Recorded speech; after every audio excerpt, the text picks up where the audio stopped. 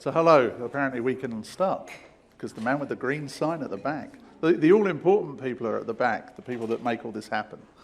So hello, I'm Tony Anscombe. I'm hoping they're going to put my slides on the screen. There we go.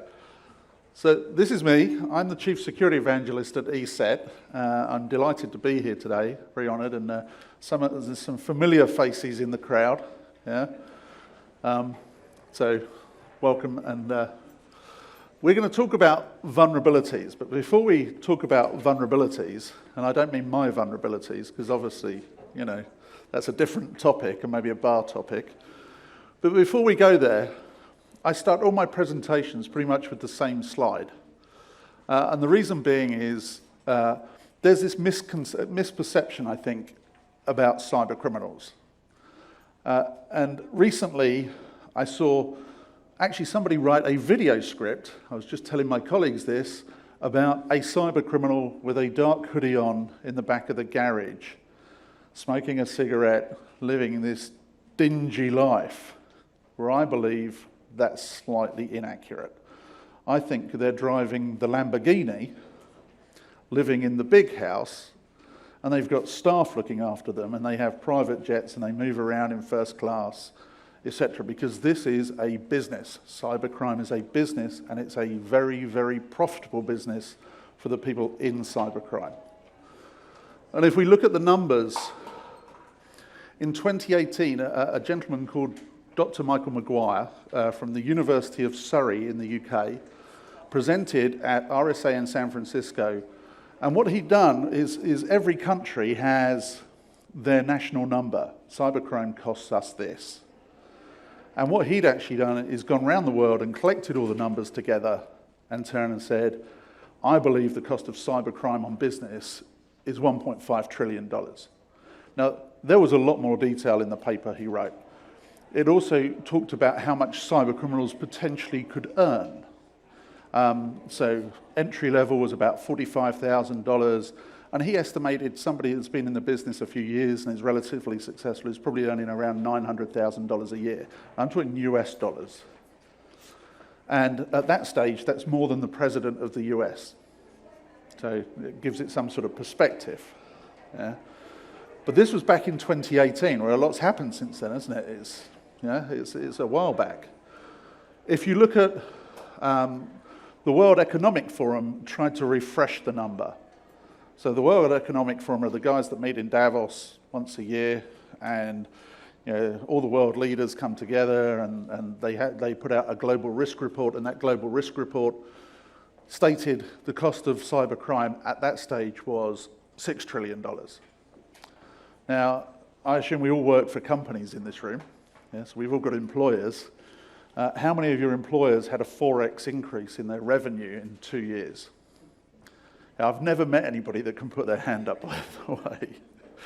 But that's what happened. And if we think about that, in that time period was when cybercrime kind of expanded, because you went from, in 2018, you went from $50,000 ransomware demands to $4 or $5 million ransomware demands in that 2-year period. So you can see this explosion of cybercrime. And if we fast forward, Cyber Ventures put this number at $10.5 trillion by 2025. Now, where this sits now, I don't know, because after Colonial Pipeline, you have legislation, you have the focus of governments, you have lots of things happening that actually might hamper this. This might be higher, it might be lower. But it's all only going in one direction. And that's the part I want to get across to you, because whatever we talk about, whatever you hear today, you've got to remember that there's people that make a living at this and make a significant living in cybercrime. So this is not going away anytime soon, because if I was making a living in cybercrime, then somebody come and stop me, I would find another way. I wouldn't roll over and go, well, I'll go do something else. I'll go flip burgers or something. I wouldn't change I wouldn't change what I'm doing. I find another way to monetize. So I think this is super important to understand. So my presentation today is in 2 parts. So the idea is to send you all to lunch really scared. No? Are we awake? Come on. Yeah? No, I don't want to scare you, but I do want to talk about things that maybe you don't think about in the normal way. So, everybody understands what a vulnerability is? Yeah, a flaw in a piece of software, or a piece of software that sits on hardware, i.e. firmware, and that flaw is either yet to be discovered, would class this as a 0 day, which we'll come back to. All software has flaws. If a vendor stands in front of you and says, our software is 100% secure, they're wrong. It just means the flaw's not been found. Yeah, because all software, unfortunately, has this issue. And to change it, you know, how many you've heard lots of security people stand in front of you going, update? Yeah, update your software. To fix it, it requires a refresh of software. It requires somebody to fix it. And there's a database. How many of you know CVE? Yeah, a few of you. Jim, did you know CVE? I just wanted to make sure you're paying attention at the back. Yeah? Sorry, he's on his phone. How rude, isn't it? Could everybody look round? No. There's a warning for the rest of you in the room, isn't it? Yeah. There's a database. There's an international database. So when you see somebody turn around and say there's a vulnerability that's been announced, or you look at the Microsoft Patch Tuesday and it says we've patched this and it has a CVE number of this. There's always this reference in it.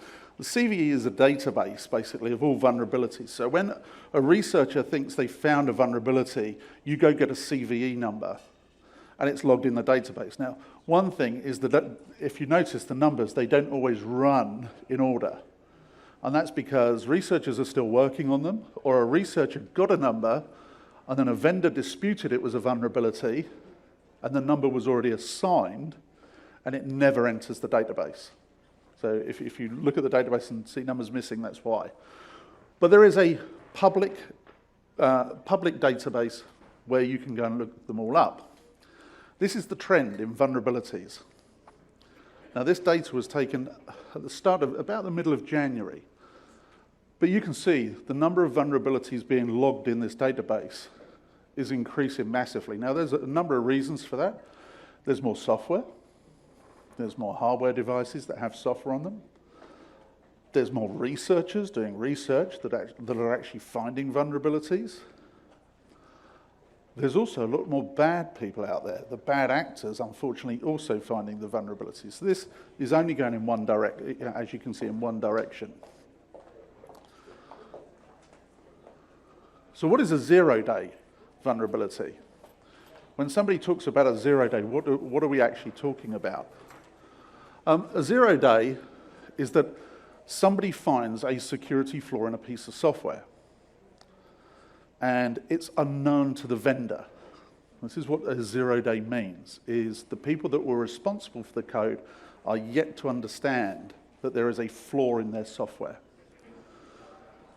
Hacker discovers the flaw, and unfortunately, like I say, is not a responsible hacker. And we're going to come back to what they might be doing with this and how they might be doing it in a moment. And the flaw is exploited. So next time you see the announcement that Apple have fixed this flaw on iOS and it was already being exploited in the wild, that's when you should be concerned. Because it means it went down this path that somebody's discovered the flaw. They've worked out how to exploit the flaw. And this is important because not all flaws can be exploited. But it means they've worked out how to exploit it for their benefit. And then hopefully at some stage, the exploit is detected. Now, unfortunately, this can be days, this can be weeks, this could be potentially years that somebody exploits a known flaw. So there is this timeline of what a 0 day is.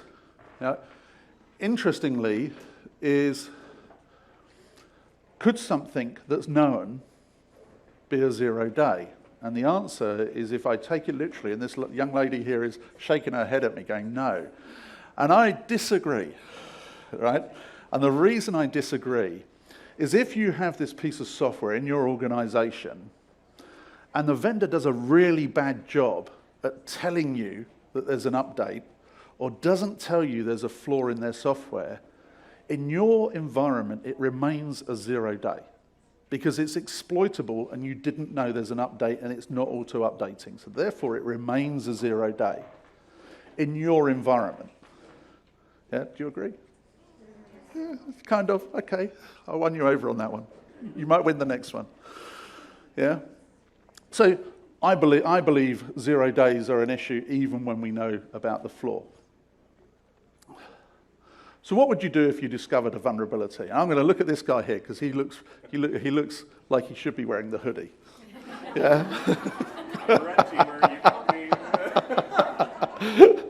So what would you do if you discovered a vulnerability?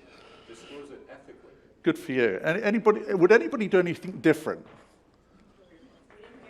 You could sell it. Well, we'll come back to that. So sorry, go on. Would anybody sell it? Make money. Well, you'd make money. How would you make money? Who would you sell it to? Oh, okay. That's interesting. You think China and Russia are the people that buy these things? Okay.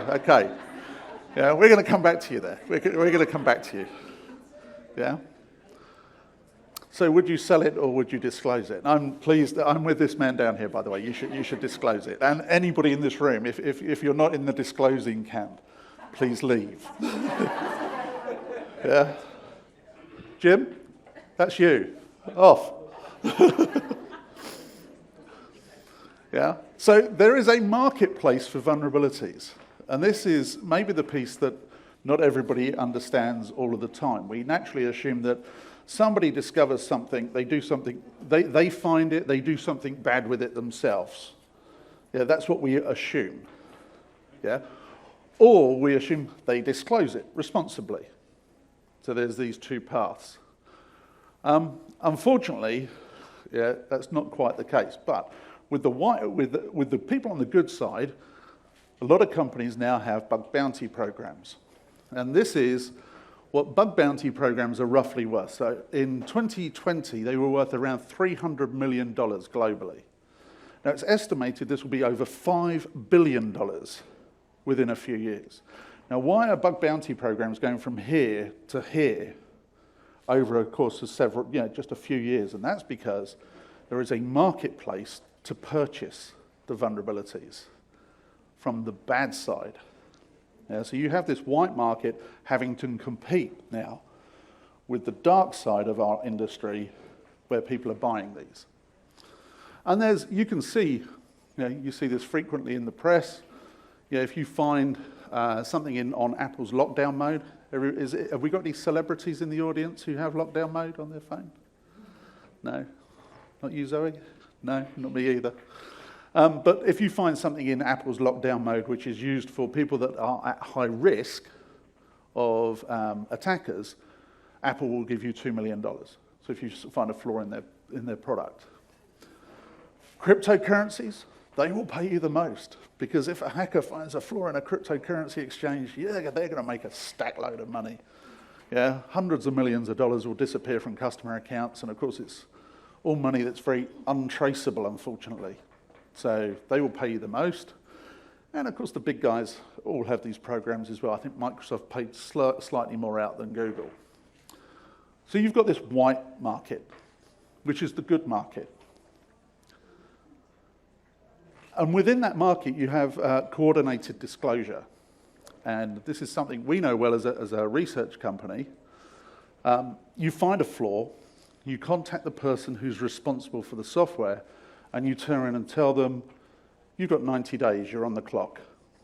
That's typically how the conversation starts. This is the flaw, this is all of our research, and you disclose everything you have to them, and you work with them, typically. Yeah? And they will start their clock, and if you see them making good progress, i.e. they've got to put the software through an update, etc., sometimes it's 60 days, sometimes it's 120. Like I say, typically 90 days. But, however, that's not always the case. It's not always the case, is it, to fix something that quickly? If in this case, we found a serious flaw in a chipset. Now, a chipset that was commonly used in devices across the industry. So by Samsung, by Apple, by Google, by Amazon, all these devices had this same chipset. We notified Amazon in the January of 2019. And I'm going to fast forward this slightly. It wasn't until the February of 2020, so 13, 14 months later, that actually we publicly disclosed there was a flaw. And that's because it took them 14 months for the chipset manufacturer to fix their firmware, the devices that then have the chipset in to update the firmware that's on the chipset, and for it to be rolled out to over 1 billion devices around the world. So I'm just saying this is not a simple, this is not a simple game. So next time you hear of somebody fixing a vulnerability, there could be hundreds of people, hundreds and hundreds of people, and many organizations behind fixing something, updating a piece of software. It's a very, very complex environment sometimes. And then we get to the black market. And this young lady down here is clearly, no, not you, but the lady next to you is clearly this, is clearly in this marketplace. Now this is where cyber criminals would go to buy a vulnerability. This is where you'd find the vulnerability, you go onto the dark web, you attempt to sell your wares. Typically you'll get 10 to 20 times more than a bug bounty program. Now remember where the prediction is that bug bounty programs are going, and that's why. Because software vendors are going to have to compete, are having to compete with cyber criminals trying to buy the same vulnerability, because unfortunately not everybody has the instant reaction that this young man down here had of, I would go disclose it and be responsible.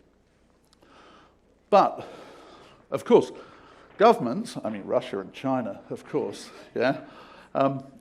actually not, and I will come back to that in a moment. But governments are in this marketplace as well, and there are certain hacking groups that actually won't, are finding these vulnerabilities, who won't sell to people, for example, on embargoed lists, because they don't want to be on the wrong side of other governments. And then we have the grey market, and this is where it becomes a little bit weirder. Because the grey market is where you take the vulnerability to a broker, a legitimate company, who will then go and sell it on your behalf. In fact, they'll buy it from you. But to do this, you have to have proven it was exploitable. Remember I said that not all vulnerabilities are exploitable. You have to have written a proof of concept of an exploit. But the $2.5 million example here is for a zero-click remote code execution on an Android platform. That's what they will give you if you can prove you can do this. Now, zero-click means exactly that. Somebody has unfortunately landed on that website, landed on something where the vulnerability can take advantage or be exploited, and there's no interaction required from the user. The only action was them doing something that took them there to start with. And so $2.5 million, well, you're clearly selling to this company, Who's the market for this? Who is in the market? Who is the main customers that are buying from brokers in this way? Because they're driving the market. Well, government institutions, mainly from Europe and North America, are the main customers. So not Russia and China. It's actually our own governments are buying them. And many people, I'm going to relate this back to the Ukraine, lots of people often ask is, why do we think we didn't see more out of the cyber world, cyber attacks, cyber warfare? Why didn't we see more things happening? Well, the reason I think we didn't see them happen is because I think there's a cyber threat deterrent. I think these government organizations are all in the market. They're buying up vulnerabilities and sticking them in the safe. And there's good examples of this. Eternal Blue, anybody? Yeah?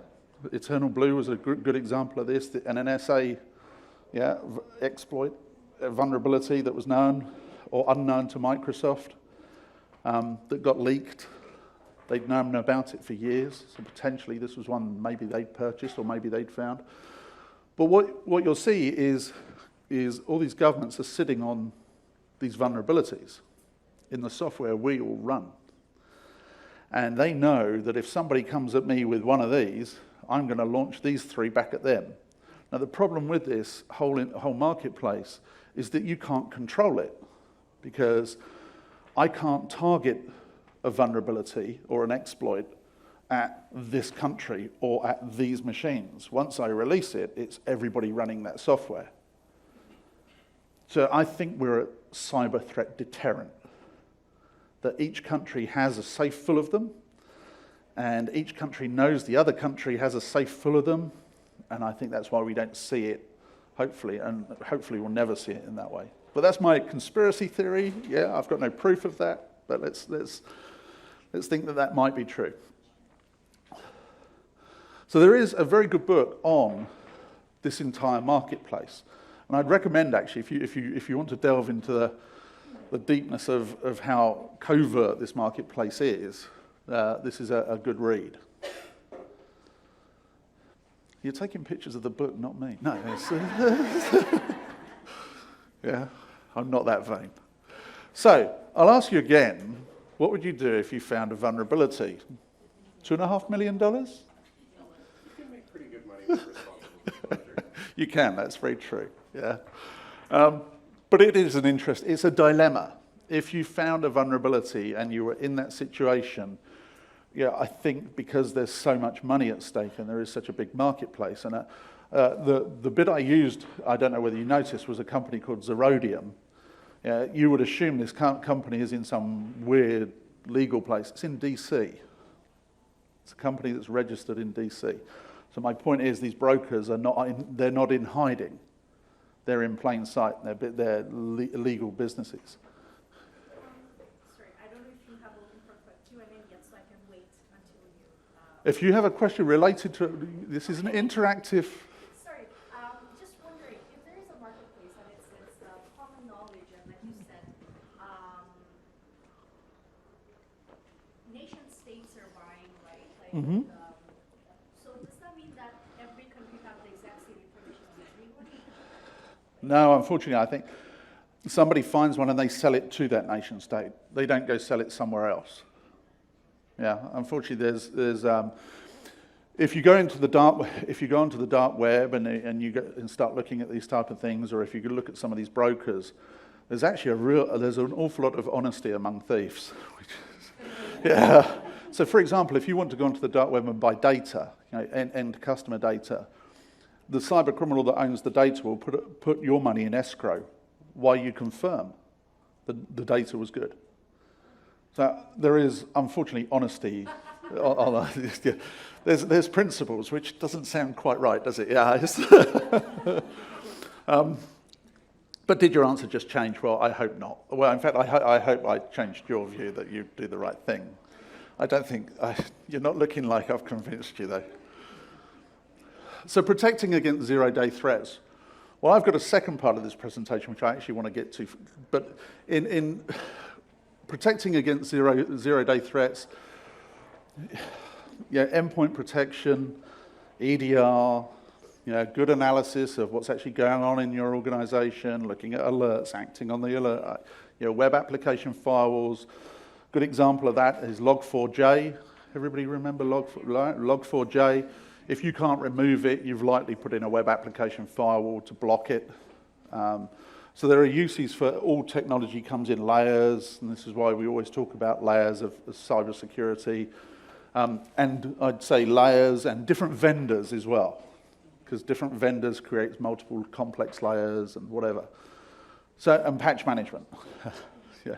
Patch management is the most important thing, because you need to be patching software frequently. However, I know there are instances and cases you can look at and turn and say, well, patching isn't always not flawed. And I say that because there was an Android application that I talked about on a video last week for somebody about, and the Android application actually introduced the flaw. The update introduced the flaw. So, but as a good principle, always update. And good threat intelligence. How many of you use threat intelligence in your organizations? Wow, okay. That's impressive. That's the most hands I've ever seen in a room on that question. Wow. So the second part of my, yes, young lady. It's a 0 day, right? So no fix, it's unknown. How do we do the patch management or the vulnerability management? We don't know. Well, it remains a 0 day, unfortunately, until it's discovered. And then once somebody's discovered it, of course, then there's this race to actually fix it. So at that stage, the patch management comes. Otherwise, it's still a 0 day, an unknown 0 day that's being exploited in the world. So, are you creating your own vulnerabilities? And I'm going to come and pick on you in a minute. So, I don't know who this man is, by the way. What's your name? Yeah? Hello, Todd. Yeah. So, our company is creating vulnerabilities. This is my colleague, Cameron Camp. Yeah, he's a security researcher based on the West Coast. I also live on the West Coast. He was setting up a lab, a honeypot. Yeah, and in setting up a lab for the ESET research team, he was looking to purchase old equipment. And that old equipment, you can go on many of the secondary markets. You know, we all know eBay and whatever. You can go and buy all sorts of equipment on secondary markets. And I mention eBay, but there's lots of other secondary markets as well. Primarily, the reason he was setting up the lab was to do real-world testing for RDP, Exchange, and also ICS, so industrial control systems as well. This was our intent. Now, I do know, what we were buying was routers, and I do know this picture is a pile of PCs. That's because I couldn't find a stock image that had piles of routers, all right? Yeah? But, you know, it gives you a view. We wanted to do this on a budget. We wanted to do it with equipment that was in use by companies, and so creating this real-world environment. So what happens to decommissioned hardware? I did say, Todd, I'm going to come and pick on you. What happens when you get rid of a router out of your equipment room today? I'm the wrong person. Does anybody look after their equipment room? What do you do with old equipment that comes out? Yeah, you've read the manual. Well done. Same? Good. So everybody in the room can say the same thing? Yeah? You all got the similar policy? Okay. Well, what happened was Cam took delivery of the first router, or bunch of routers, I think there were 2 or 3. Why did he wait till a Friday afternoon at 3 o'clock to unpack them? I don't get it. Why do people do this? I got the phone call about 3:30, 4 o'clock. Oh, you'll never guess what I found. Yeah? He was all excited. It was like child at Christmas. Yeah? He's all excited on the phone, and he says, you know somebody at this company, don't you? And I'm not going to disclose who the company was. I live in the Bay Area. And yes, he's right. I knew somebody at this clearly top 5 technology company. I've got all their network config and their admin passwords. I've got everything. Yeah, because he'd unboxed the router and it was still had the config on it. So unlike you two who would do the right things, he was sitting on what potentially was a gold mine.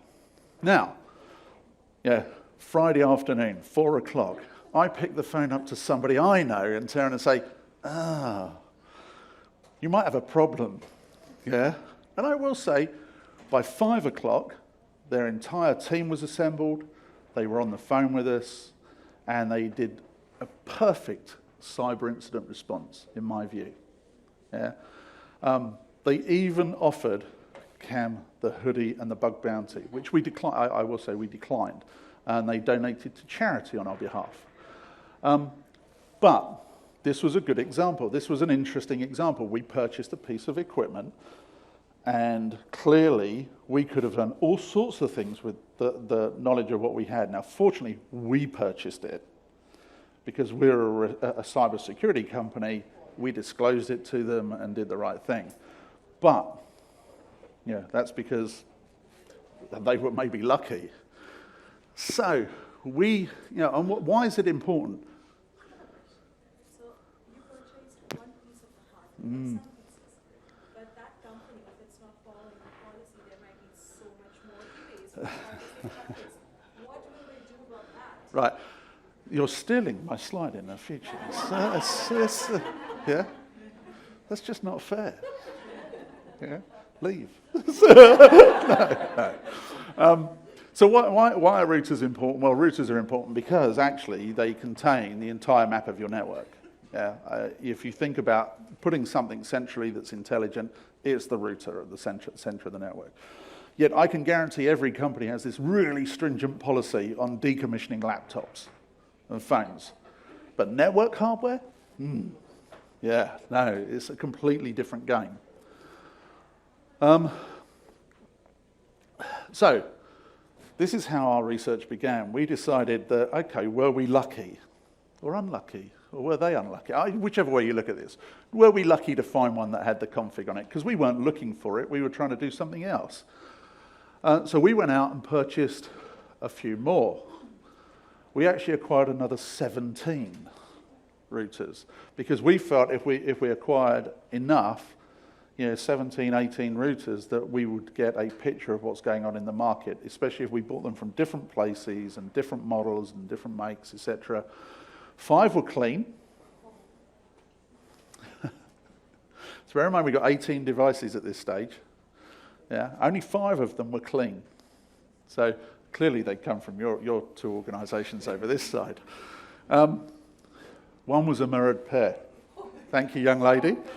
Yeah, because that's the issue. Of course, if you've got a mirrored environment, then we might have one, but it means somebody else is sitting on the other one, or somebody else has purchased the other one. We had 2 that were protected. So protected in such a way that actually, if we tried to read the config, it would have erased what's on the device. So we'll class those as clean. Yeah, we'll push them to a side. However, they might not have been clean. And I will come back to that in just a moment as well. 9 of them contain data. So 56% of the devices we purchased were compromised. So when I asked you, do you know what happens to these devices in your organisation? Yeah, it's kind of, I'd expect over half of you in the room should put your hand up and say, I have no idea, or we have no policy. Yeah. We decided to look at these devices without the use of research tools. Now, we're primarily a research company with products as well. I'm looking at my colleagues sitting down here because I get told off if I say we're only research. We're an endpoint protection company. But we're heavy on our research. Yeah, now we've got specialised researchers that could take these things apart, take the lids off them, take the chips out, look at the chips individually. But we didn't do that. What we decided to do was do what actually everybody in this room could do, plug into the management port and see what's on them. Yeah, without connecting them to the internet, I should hasten to add. Yeah. So we did this in a secure lab environment. So we provided, because we realized that in that first instance, we were sitting on the crown jewels of another technology company. We needed to do this in a secure fashion. What we found, well, as I said, 56 were compromised. 22% of them had customer data on them. Now, this causes me a specific issue, because I'm very much on a privacy regulation bandwagon. Yeah, because if you look at GDPR and the laws here in Canada, CPRA in California, I'd love to know what happened if you had a breach from a piece of equipment you took out of your equipment room, you sold on a secondary market, or somebody else sold on a secondary market, your MSSP, your MSP, your lease provider, whoever it might be, and you then had a data breach that could be related back to the sale of that piece of hardware, I think you would get a very big fine. Yeah, because I think the regulator would say it's a lack of your policy and process. Yeah, so this is a particular issue on a privacy front. Sorry, you fell asleep. No. No.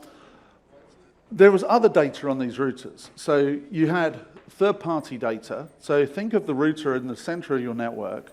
You have business relationships with other companies. These routers talk to the other companies. You have trusted certificates and admin credentials on the router. And those certificates are likely to be certificates with the other company. So now, as a company, you've got this other issue that you're actually potentially could cause a breach somewhere else as well. So you've just sold a device that could cause a data breach to somebody else's business. And specific app details. The router has an app list in it of the apps that you frequently use. Now, apps, for example, cloud apps, yeah? And certainly in the last 3 or 4 years, most companies are pretty much cloud reliant. So now you've got this big list of apps as well. So now think about this from the cyber criminal's perspective. I want to break into your network. Do I go and buy this vulnerability, or do I buy this router for, by the way, the first one we bought was $75. So I'm just putting a number on it. It was actually pretty cheap. Well, take this app list and go back to my CVE database. Sure. Can I ask a question from the previous slide? Could you comment on the nature of data classification for number 2 customer data that you would have on just high level? No. No, and the reason, there was some with specific customer data on it, actual customer data. And there was some that would direct us to customer databases. And I think it's the direction to customer databases that was the real issue that we felt. So we're talking about PII? Right, because you could customer data of all, knowing the admin credentials and knowing the person at the other end and knowing their password is customer data because they're not in your organization. They're outside your organization. But we could actually get to it could actually point us at customer databases. The router had enough information on it that we could actually access somebody else's customer database because companies may actually share customer data. So was the device holding the customer data? Not strictly. Did it have PI on it? In some instances. Bear in mind some of these companies were quite small as well, and I'll come back to that. Does that answer the...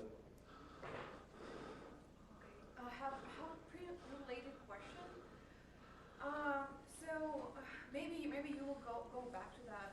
You will answer later on in your presentation, but I feel like I need to ask, how did you treat the information that you disclosed, and have you reported it to? You're jumping ahead. Let me carry on, and that will become... Because this is very tricky. Yeah, it actually becomes very tricky. Give me a few more slides and we get there. But it's a very good question. But taking my conversation about CVE database, now I'm a bad guy, I've got this router, I've got a list of the apps that you run, I know the version numbers of the apps that you're running. What do I do with it next? Well, exactly what I did with it was I took the information Cam was taking off the router, I went to the CVE database and I started looking up the apps and the version numbers that he was giving me, and sure enough, I could find apps that had known vulnerabilities in those versions, which means potentially I can go and exploit the versions of that software within an organization. So this has done all the recon for me. Yeah. So this is a big chunk of the work a cybercriminal has to do to start with, all done for them. In this instance, App 1, by the way, is third on the list. Yeah. So the number 3 in the ranking list of most popular apps that we found across all of the devices that were compromised. Severity of 4.9, CVE has a ranking of up to 10 on severity. So you could argue it's not so bad. Personally, any vulnerability is a bad vulnerability. But App 2 on this list, in 2023 alone, now I put this presentation together about mid-February. Yeah. Already had 9 CVEs registered against it, 18 last year, with a maximum severity of 8.3. So you can see where this is going. This is only going in one direction, this knowledge. And App 3, yeah, similar number of issues, but with a severity score of 9. So this is to me, this is you take the application offline if you know there's an exploitable vulnerability and it's disclosed that you're running this version. So this is where I'm going to come to your part. So we got all this data. Now what do you do with it? Yeah, because in that first instance, it was really simple. I knew the company. Yeah, I could ring the person up at the company and say, hey, I'm going to make your Friday afternoon. Yeah, 4 o'clock, you're not going to the pub anymore. Yeah. And that's exactly, unfortunately, what happened. It stopped me going to the pub as well, which was even worse. But we needed to go and tell somebody. Now, these are the companies, obviously not the companies. These are the demographics of the companies that actually we found these issues with. There's no pattern here. There's small companies and there are big companies in this list. So there is just no pattern. And this is public, we took this from public source, i.e. number of employees, revenue, that the public is publicly disclosed, etc. So no pattern whatsoever.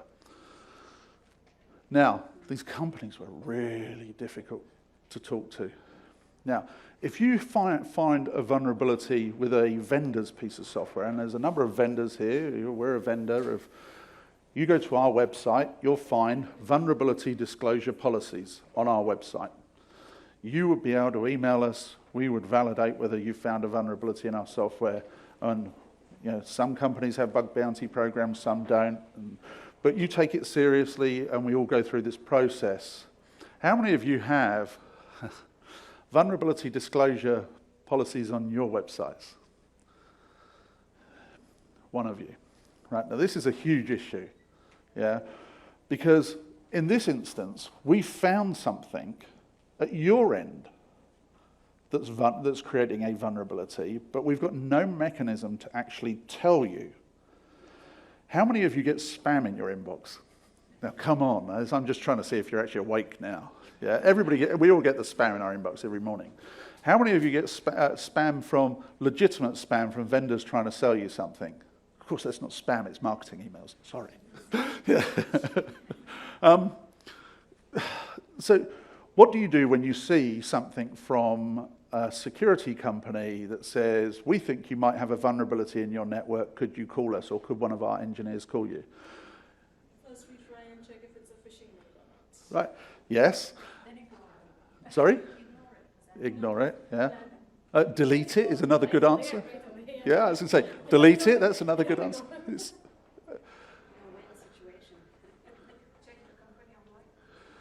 and you see it's a security vendor who sell products.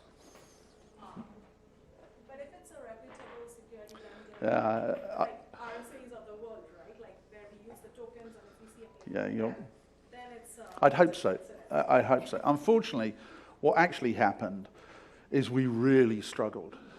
Yeah, we really struggled because you send an email, you call them, you connect with them over LinkedIn, you try and find the CISO on LinkedIn, you try on Twitter, you try all these different mechanisms, and these companies assume you're trying to sell them something, and unfortunately, you don't get anywhere.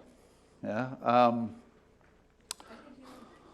you would get their attention sooner had you sold it. Maybe we should have actually put a message on one of their screens that said, "We've encrypted." No. Yeah, that would. What about contacting the CEO or the CFO or the chief risk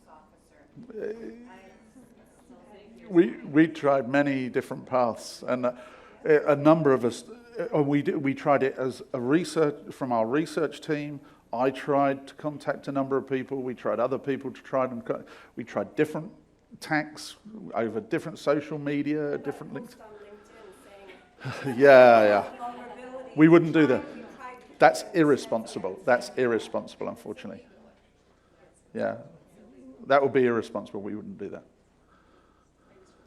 Right. So there were two companies in this list that somewhat shocked us. One was a PR company. So one of the people in that list was a PR company who on their website said they do crisis management. And I'm sure some of you will find that funny. It's like, okay, but when somebody rang you up to turn around and say you've got your own crisis, you ignore them. Yeah, and we couldn't actually talk to them. They wouldn't respond to us at all. Zero communication. The second one was actually one that I tried to deal with. It was a nationwide law firm in the US. Now, you would assume a bunch of lawyers would understand that this could carry a really big fine from a regulator and et cetera, and be a specific issue. Their social media team were really nice. Yeah, we've passed it to our IT team. You know, a few days later, yeah, we'll send them another note. IT team didn't want to know. Yeah. Within the I saw a name of a fintech MSP who manages the fintech companies. Wouldn't that company be scared to death? Well, and I think that's some of the reasons. So now you're in the IT department of a law office, and there's maybe two of you in the IT department. So one of you is responsible for what happened. Do you put your hand up and go, I may have created this small issue? Yeah? Or do you ignore the email and the contact? So I'm hedging on the bet that somebody was trying to cover it up. But my point is, none of you have the ability or process in place that actually, for us to talk to you, when a researcher finds something, none of you are open to that discussion, which is a real issue. So do you have, and I think I already asked this question, do you have a method? And the answer is pretty much no. I think 2 people put their hand up. Now, to put this in real terms, just the access. Next time you see somebody trying to fish for the credentials, what do? I mean, do you assume that the person that gets the credentials then actually comes back and attacks your organization? And the answer is no. Actually, what happens is they go sell the credentials to somebody else. And then typically somebody else comes in and does all the recon, maps the network, and then they'll go and sell that piece to somebody else that will then come in and launch an exploit against you. So when somebody turns around and says, this company, this organization has been attacking, blah, blah, blah, it's not. There are affiliates in this. There are different organizations that are specialized in different parts on the dark side of this business. Now, just the credentials, and typically RDP type credentials. Yeah, so just to get access to your network will sell for $2,800. Now that's keyless cybercrime actually monitor the dark web and monitor the transaction values. Now we're sitting on a router who's got admin credentials to a wide variety of business partners that you do business with. Yeah. Cameron's been driving a yellow Lamborghini, by the way. The researcher that had all this, I don't know where he got the money from, but I think, but that potentially, you're sitting on a gold mine. You are actually sitting on a huge pot of money. So if you look on eBay at $75 routers, yeah, you could all make a lot of money this afternoon. I wouldn't recommend it, though. But it means there is true value, unfortunately, to some of this. So what about decommissioning securely? Because it would be wrong of me to stand here and turn around and say there's only an issue. Yeah, there are some pretty good methods out there about decommissioning. But the first thing, this is a bit like privacy legislation. Yeah, unless you understand where everything is, you can't actually secure it. So that is process number 1, is to actually go around your organization, understand where every piece of networking hardware is, every piece of hardware or software that has those type of credentials. Now, remember, admin credentials are cached in a lot of these devices. So you might think, well, why would it have this? Well, it might actually be a feature of the product that it caches it so that it can access other things. So you've got to understand how the equipment works. So audit is number 1. And there is a very good, somewhat dated paper from NIST in the US, 888R1, that talks about safely decommissioning hardware. Now, if you do nothing else when you leave this room, it's go and download this paper. The paper is quite long.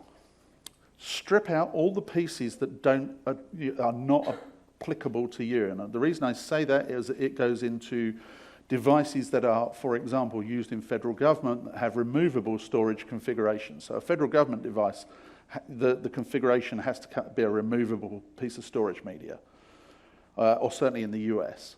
So there'll be a big section of this paper that doesn't belong to you. Look at the core principles of the paper and adopt them as a policy. and make sure the company, everybody in the company understands, in your IT teams and security teams, understand this is the policy for decommissioning hardware. It will also talk about sanitization, yeah, of the hardware. So actually how you remove the configs. Now there's an obvious way. There's the reset to factory defaults. Yeah. Does it truly reset to factory defaults? Have you gone and looked at the manufacturer's thing? Now, I'm an ex-network manager, right? I know I have this vision of what I think happens in a network room. So you take the router out, you put the new shiny router in. In fact, you do it the other way around. You put the new shiny router in. You move, you use the new shiny router. You take the old one out. It goes to the side of the equipment room and sits there for about 2 weeks because it's a hot spare, should the new shiny one not be working correctly. And then in 2 weeks' time, somebody else comes in and goes, oh, let's get rid of this pile of rubbish that somebody left here, and nobody ever decommissioned it. I think that's what happens. Yeah, like I said, can I prove that's what happened to these devices? No, but I could certainly relate it to my experience in equipment rooms. If you do use an outside agency, in fact, anybody here use decommissioning sanitization agencies for hardware, laptops, phones? Yeah, I mean, it's quite common that people do. Do you go and audit them? No. So this is, right. I was going to ask that question. Right. Because many of our clients use those services. How do you know they are not going Right. in and selling that information? 2 of the devices that we found data on, the person that we did manage to get hold of said that they were somewhat shocked because it had gone to a sanitization and decommissioning company. So my moral, and we had long debates about this as a team. Can you go and audit a company that does decommissioning and sanitization? What, you follow the device, you hold it while they do it? Then impractical. I think once every 6 months you go along to your company, your sanitization company, you stand on the end of their production line, you take 2 random pieces of equipment off and check them for data. Yeah? Anybody's equipment, not necessarily yours. Wouldn't there be an MSA or something between these 2 parties that can, you know? Good luck with the GDPR regulator on that one. Yeah, but that's the point, isn't it? Unfortunately, I'm kind of being flippant on that. That unfortunately is, you know, it's your responsibility. It was your equipment. Yes, you've passed it off. Could you sit and hide behind a contract when somebody comes to sue you because of a data breach? Could you pass liability off on them? Great, but you've already lost your business because all your customers left you. Right? Yeah. So anyway, download this. The other thing is when you decommission a piece of hardware, log it. What was on it? Whose responsibility was it to actually decommission it? What was on it? So that when somebody like us contacts you and says, we have this piece of hardware, you go, it was here in the network, it had this config, I know exactly what you've got. Yeah? It's pretty simple. Yeah? It's not that complicated to implement.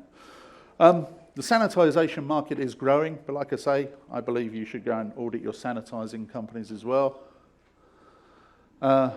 So if you take, like I say, if you take nothing else away, you know, make sure you actually document everything. If you were to buy a second-hand router, yeah, so if you do go and spend your $75 this afternoon to see whether you can find the crown jewels of some company, what would you do? Who do you go to?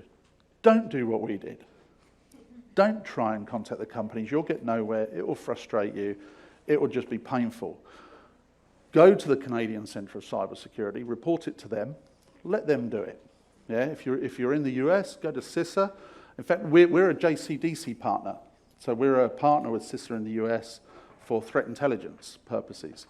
When I spoke to the CISA guys and telling them some of the stories and horror stories of this project, they said, why didn't you ring us? We'd have called them. They said a federal agent ringing them, they'd have answered the phone. And he was right. He was absolutely right, which is why I said, if you're in the US or in Canada, just go to the federal government. Should I dance? Sorry. No, you don't want to see that. You definitely don't want me to sing. But the takeaway from this is you should have a policy around this, and you should have a mechanism for security researchers to contact you. Yeah? Do not hide from security research companies. There should be something on your websites of report a vulnerability. Yeah, so if somebody finds a vulnerability in your website, in an application, anything that happens, or there should be some method of people getting hold of your cybersecurity team and telling them. But like I say, very few of you do. It's very, very unlikely. Sorry, go on. Just curious, our governments, like Ontario government or the Canadian federal government, do they have any kind of disclosure on their websites about vulnerabilities and where to go? Government departments typically do. Yeah. Or it's not difficult because if you look at cybersecurity from a government perspective, they push you back to, for example, the national cybersecurity organizations or in the US CISA. And you can contact them and they take it pretty seriously. It's private companies. And believe me, I understand why. I really understand why, because your inbox is so full of spam. Your phone keeps ringing with these annoying salespeople trying to sell you stuff.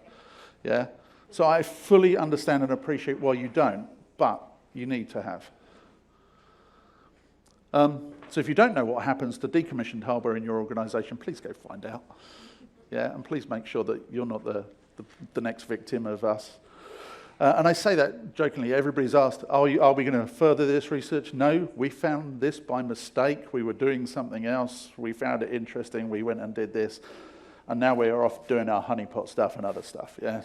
So are we going to do any more? No. However, if we find something interesting, maybe. Who knows?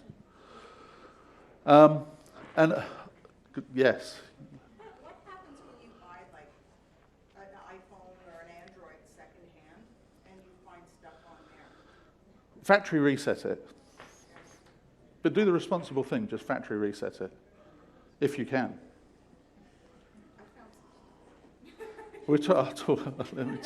This man is showing me the red card, by the way, at the end. Yes. Hi, thank you. When you mentioned that nations in North America and Europe purchase vulnerabilities and they don't disclose it, it's not public, right? Mm-hmm. So when other people are finding these vulnerabilities, do they keep purchasing that same information? So, if somebody else finds the same vulnerability, and they are selling it to the government at some stage, through brokers. Right, at some stage, not only people on the wrong side will find the vulnerabilities. Typically, it would then start to become public. In effect, what you've just paid for and put in the safe at the back then becomes non-valuable anymore. Exactly. Because so once are it's they disclosed, trying to keep purchasing the same that's what, information? no, but they keep trying to purchase more so that what they've got remains current. Okay. Thank you. Great presentation. Oh, thank you. Come.